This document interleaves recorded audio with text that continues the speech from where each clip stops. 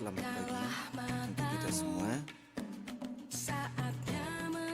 Perkenalkan, nama saya Arno Lusiansen Hadinguran, mahasiswa PPG Daljab tahun 2023, Angkatan 1, Universitas Nusa Cendana, Jepang. Terima kasih.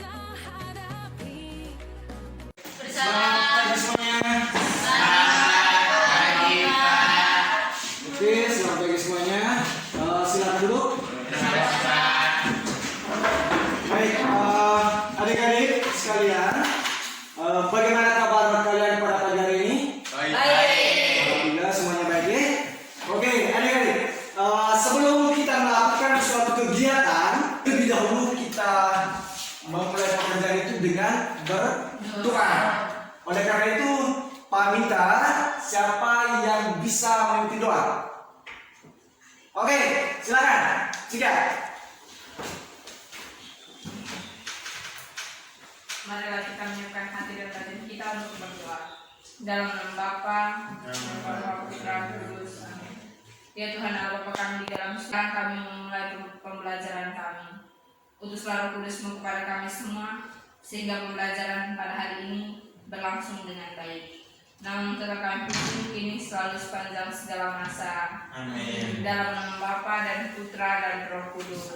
Amin. Oke, baik, terima kasih. Sebelum kita masuk pada inti pembicaraan atau kegiatan pembelajaran kita hari ini, Pak ingin mengecek kehadiran kalian dulu. Kira-kira hari ini siapa yang tidak hadir atau tidak masuk sekolah? 3 orang tidak hadir. Baik, adik-adik ibu sekalian, siapa yang masih ingat materi kita minggu lalu? Kira-kira materi kita minggu lalu tentang apa? Oke, silakan. Unsur-unsur teks berita. Ya, materi kita minggu lalu itu adalah tentang unsur-unsur Teks berita.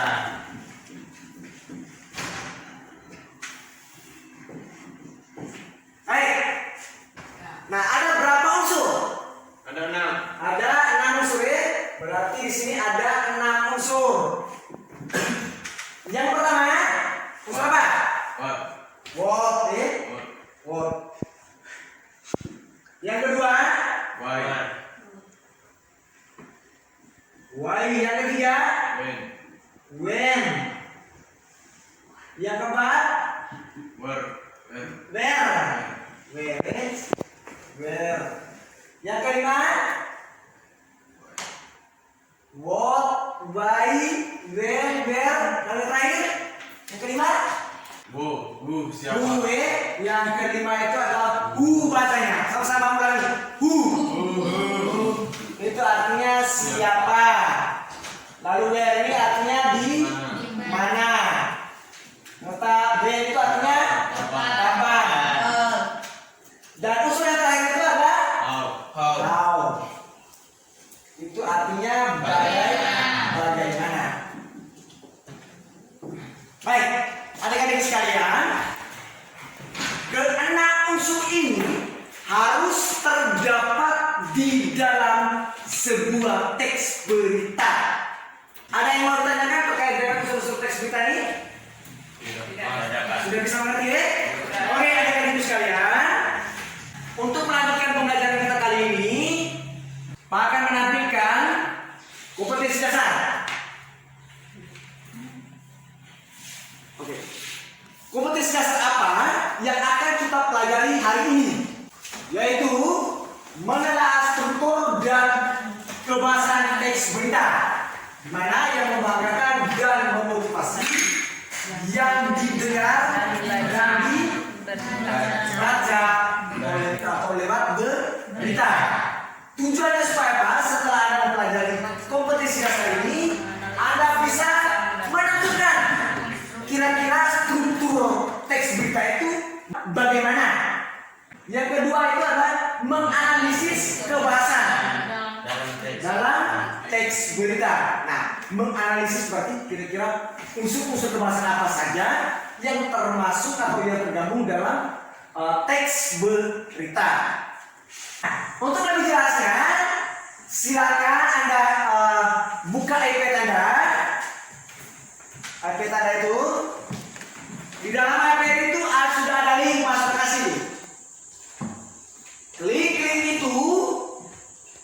Link-link itu yang ada di dalam itu. Kemudian amati teks berita tersebut tentang struktur teks berita. Ada tidak di situ? Baik, oke. Struktur teks berita yang pertama itu apa? Judul Ya, judul berita. Yang kedua, ada kepala berita.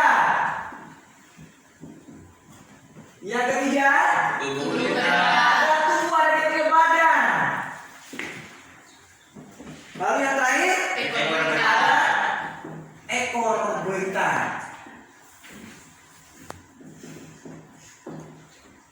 Oke.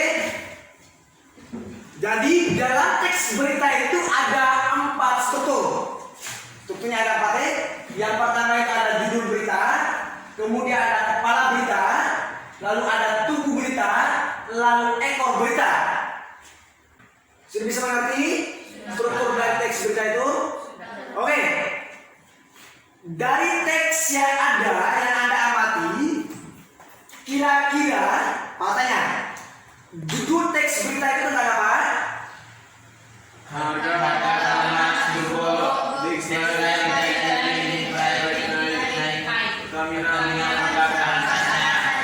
Yang kedua, unsur yang kedua itu adalah unsur apa? Nah, sekarang dalam teks itu kepala beritanya tentang apa?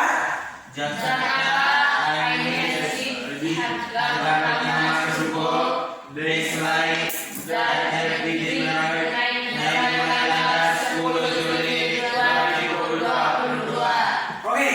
Nah, dari struktur kepala berita ini, kalau kita kaitkan dengan unsur berita, kira-kira di kepala berita itu unsur apa saja yang termasuk di dalamnya? Perhatikan contoh kepala berita yang ada dalam teks itu. Ayo, unsur apa saja yang termasuk dalam kepala berita? What? Iya, what masuk. Peristiwa apa yang terjadi? Ya toh? Apa lagi? Siapa yang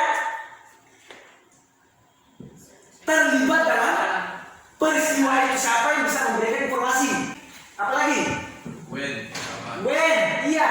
Kapan? Ini dalam situ ada tanggal 10 Juli sampai dengan 10 Juli 2022. Kapan peristiwa itu berlangsung? Ada what, kemudian ada when, lalu ada who, dan ada where. Jadi keempat unsur ini dia masuk pada bagian dari kepala berita. Bisa? Bisa mengerti? Unsur yang berikut itu adalah unsur tubuh berita.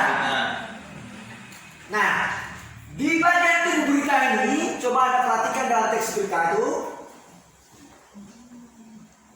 Kalau kita kaitkan dengan unsur-unsur teks berita, kira-kira unsur mana saja yang tergabung dalam tubuh berita?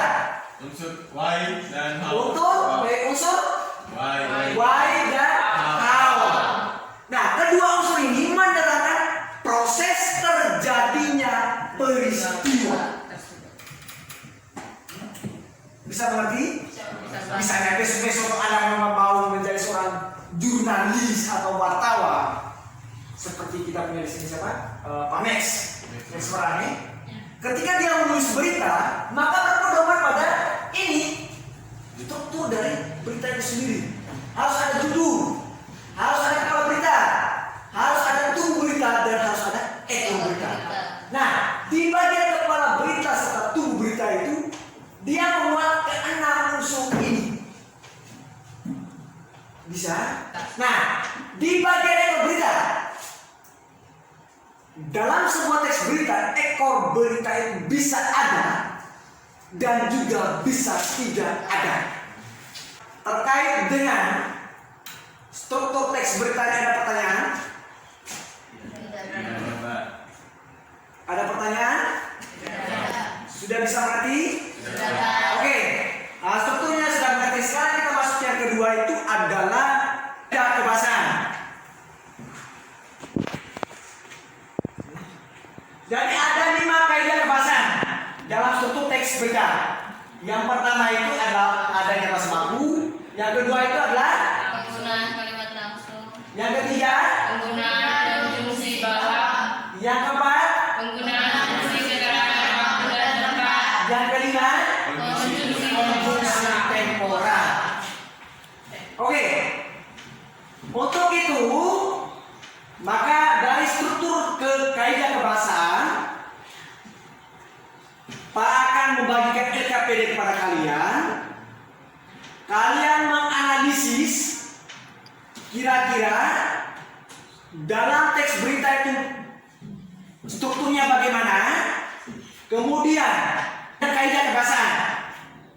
Namun sebelum mengisi LKPD, Pak ingin bagi kelompok dulu. Oke, kita hitung ya. Yang dapat nomor urut 1, dia duduk di sebelah kanan dari Pak. Yang dapat nomor urut 2, duduk di sebelah kiri dari Pak. Bisa? Oke, hitung silakan.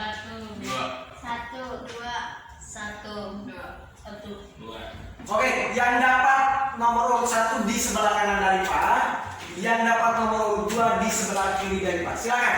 Marilah masa berganti, tantangan kan kita hadapi, bergandeng tangan untuk negeri, era kita menanti berseri. Kita belajar Pancasila, kita bernafas dalam sila-silanya. Kita belajar Pancasila, ayo kita jaga untuk Indonesia. Bersatu dalam perbedaan, berpegang tangan dan berlari. Singkirkan egomu, oh kawan, demi negeri ini. Jadilah generasi emas, cerdas berkarakter itu kita, berjuang dan harus berani. Coba perhatikan di LKPD itu. Di situ disajikan sebuah teks berita toh. Lalu kalian diminta untuk menganalisis struktur serta kaidah kebahasaan dalam teks berita itu. Nah, strukturnya ada di sini. Ada judul, kepala, kemudian tubuh, kemudian ekor berita. Nah, yang kedua itu adalah kaidah kebahasaan. Kira-kira kaidah kebahasaan itu apa saja? Lalu yang berikut itu adalah penilaian sikap. Coba perhatikan di penilaian sikap. Itu yang pertama sikap spiritual. Itu Anda menulis Anda punya nama sendiri. Lalu di bawah ada pernyataan itu. Saya berdoa sebelum dan sesudah menjalankan sesuatu. Biasa dua tidak. Kalau biasa maka beri skor dia 4. Lalu yang berikut, sikap sosial, penilaian diri. Itu terkait dengan pada saat kegiatan diskusi. Selama diskusi itu saya berikan pendapat atau usul saran tidak. Kalau pernah berikan contoh trendy, ya. Kalau tidak maka contoh trendy tidak. Oke, itu yang kedua. Yang ketiga, penilaian teman sebaya. Penilaian teman sebaya itu kan dalam satu kelompok ini ada 4 orang. Jadi misalnya teman Anda itu misalnya di sini jika menilai Denzel, kemudian Denzel menilai temannya, lalu temannya ini dia menilai di sini, temannya ini, lalu temannya ini dia menilai temannya ini. Jadi di antara di dalam kelompok itu saling menilai. Tapi perhatikan dari pernyataan. Pada saat diskusi tadi, temanmu terima tidak pendapat dari teman lain. Kalau dia tidak terima, maka terima. Lalu dia memberikan solusi tidak? Teman yang Anda nilai tadi. Kalau dia berikan solusi terkait yang bermasalah, contoh ini ya. Kalau tidak, contoh ini tidak. Begitupun poin yang ketiga dan keempat. Bisa? Oke, terkait dengan penilaian ini ada yang mau tanyakan? Silakan. Tidak, Pak. Tidak ada? Kalau sikap spiritual itu berkaitan dengan rohani, aku pernah berdoa atau tidak, dekat dengan Tuhan atau tidak, ketika aku berhasil, aku bersyukur atau tidak. Bisa? Oke, Pak kasih waktu Anda diskusi 10 menit dari sekarang. Silakan.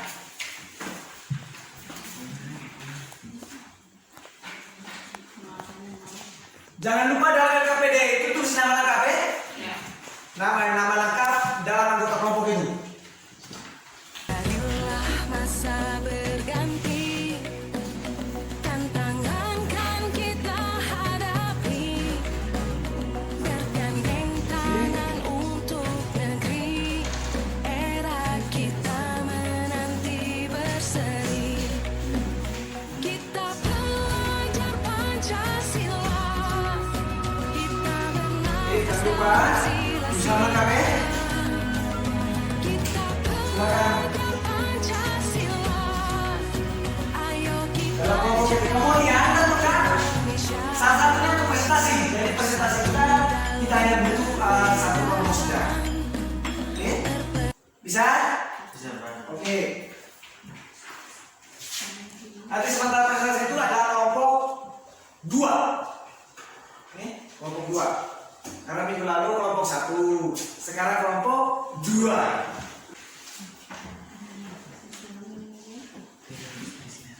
Minta dari kelompok 2 untuk mempresentasikan hasil diskusi mereka. Oke, kelompok 1 dengarkan hasil diskusi mereka, hasil pekerjaan mereka. Kalau ada hal yang menurut kelompok kalian yang belum kalian pahami, silakan bertanya. Bisa kelompok 1? Oke, kelompok 2 Pak persilakan. Selamat pagi Pak, selamat pagi teman-teman. Terima kasih atas waktu yang saya terima. Saya mewakili kelompok 2 untuk menyampaikan hasil diskusi kelompok kami. Silakan. Kami mengamati teks berita tersebut dan kami menemukan judulnya Depo Pertamina Pelumpang di Jakarta Utara kebakaran hebat. Sekian dari saya, mungkin ada tanggapan dari Pak dan teman-teman, waktu dan kesempatan kami berikan. Oke, kita berikan aplaus untuk kelompok 2 yang kita sudah sama-sama mendengar hasil presentasi diskusi dari kelompok 2. Mungkin ada tanggapan dari kelompok 1, silakan, atau masukan ataupun pertanyaan, silakan. Oh iya, oke. Kelompok 2 ternyata ada masukan ataupun sanggahan ataupun pertanyaan dari kelompok 1. Nah, sekarang kita dengarkan sama-sama. Apa tanggapan mereka? Kami ingin kelompok 1 menjelaskan bahwa penggunaan fungsi keterangan waktu dan tempat. Oke. Kelompok 1 mereka ingin cari tahu bahwa dalam teks itu, teks berita yang Anda analisis tadi, kira-kira keterangan waktu dan tempat di dalam teks berita itu apa saja? Nah, itu yang mereka mau cari tahu. Oke, terima kasih atas saran yang diberikan. Penggunaan fungsi keterangan waktu dan tempat yang kami ketahui adalah kebakaran terjadi pukul 20:11 waktu Indonesia Barat dan betul terjadi kebakaran. Oke. Sekian dari saya. Oke, itu keterangan waktu. Sekarang keterangan tempat. Tempat terjadi peristiwa di kebakaran hebat melanda depo Pertamina di wilayah Pelumpang, Jakarta Utara, Jumat 3/3. Kebakaran terjadi sekitar pukul 20:11 waktu Indonesia Barat Hingga saat ini api masih berkobar. Oke, dari kelompok 1 dengan kelompok 2, mereka katakan bahwa penggunaan fungsi keterangan waktu dan tempat dalam teks berita tersebut itu menurut analisa mereka bahwa terdapat pada bagian kepala berita, yaitu tempatnya di Pelumpang, Jakarta Utara, tempat terjadinya peristiwa. Kemudian waktu terjadinya itu hari Jumat tanggal 3 bulan 3 jam atau pukul 20:11 waktu Indonesia Barat. Itu hasil diskusi atau hasil tanggapan atau jawaban dari kelompok 2. Bagaimana dari kelompok 1? Pas, oke. Apa yang Anda analisis tadi, kemudian lihat jawaban Anda dalam kelompok itu, ternyata Anda sudah bisa memahami struktur dari teks berita dan kaidah kebahasan dari teks berita sendiri. Namun di sini Pak mengingatkan kembali atau menguatkan lagi dari hasil diskusi Anda. Kita lihat yang pertama struktur berita. Itu ada 4, ada judul berita. Untuk itu, sebelum mengakhiri kegiatan pembelajaran kita hari ini, Pak minta salah satu orang bisa memimpin kita doa. Silakan, ada yang mau? Oke, Beo, silakan.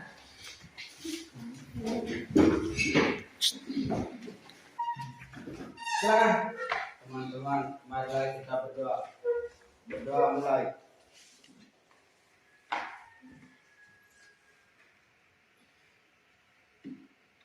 Berdoa selesai. Oke, selamat siang dan terima kasih untuk kebersamaan kita hari ini. Sampai jumpa di lain waktu. Terima kasih. Terima kasih.